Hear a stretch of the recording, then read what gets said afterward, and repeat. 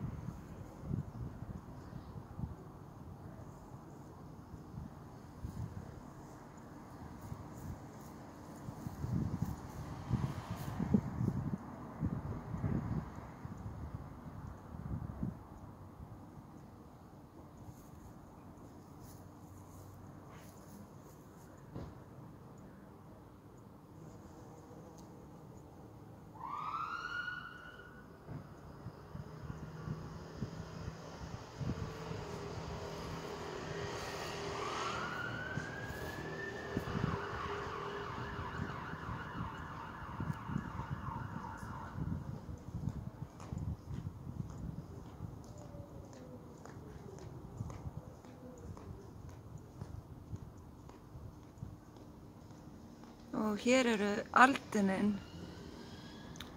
Þau oft notuð í sultur.